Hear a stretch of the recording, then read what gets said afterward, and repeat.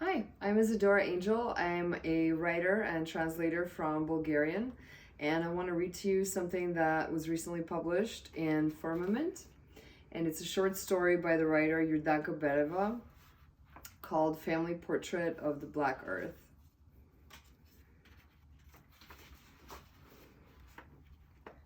After the surgeons removed my grandmother's breast, she began to cup her hands over the bare spot, the way you'd hide a physical discomfort.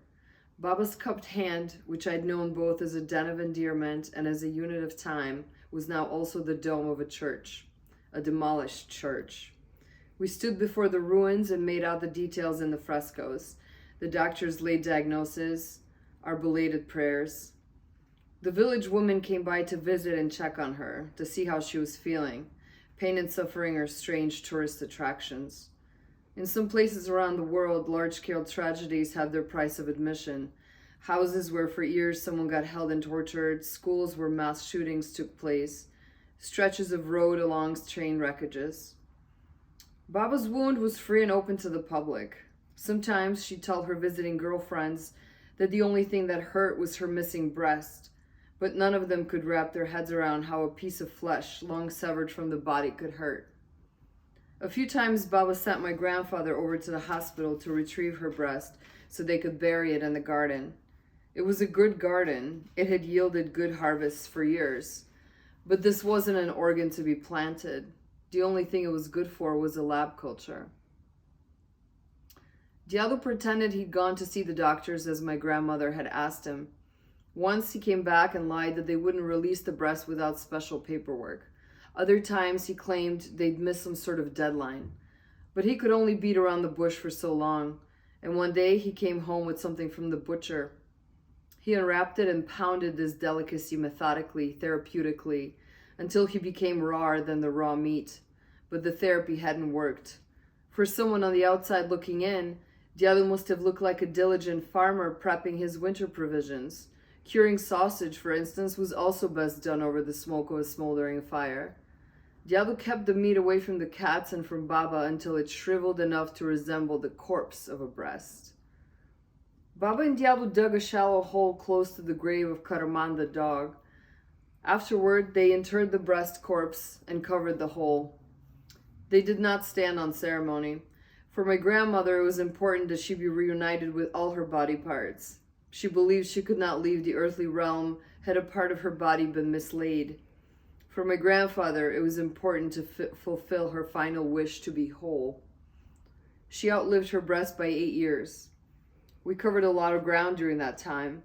We attempted to act as though nothing had happened. It's what you might call a conversational camouflage. Even so, the disguise dematerialized every time. A sudden question on whether I recalled the name of that one song about the severed head of the partisan fighter Velopeva. What if Diallo had brought her another woman's breast by mistake, and that woman was now desperately searching for it somewhere? For the millionth time, to look closely at her, see how on the left side her body was that of a young girl, and on the right, that of a decrepit old woman. Our conversations took on that same asymmetry.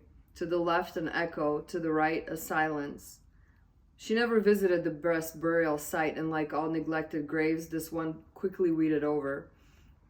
Once, Baba told me how she diligently tended to her garden her entire life. She weeded from dawn till dusk because weeds were like cancer. They swiftly stifled the good plants and suffocated them. She ought to have tended to her health as she tended to her garden, she said. Be a good gardener, she told me. I wonder sometimes whether keeping silent on what we'd really buried in the garden was the right thing to do.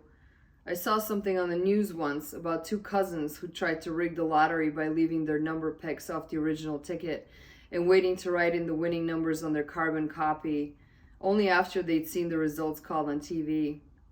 They'd forgotten that the winning ticket could only be authenticated by matching all the tear-offs to the original. Diallo was a good criminal, I thought. He had switched out Baba's torn-off piece so well, she felt like a winner even in her biggest loss. But that's not to say this is a hopeful story. I'm not fond of hopeful platitudes, especially ones about cups that are half full. Maybe it's because I've seen what an empty brasserie looks like. At home, empty bras are archaeological finds from a long ago dried up Milky Way. Elsewhere, they are testimonials to the soft landing of motherhood, flags signaling the capitulation of childhood.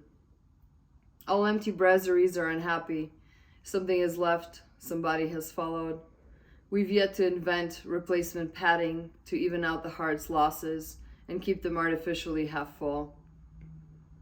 A strange plant is shooting up from the ground near where we buried the rotted meat. If I like it, I'll call it Baba's Lullaby. Thank you very much.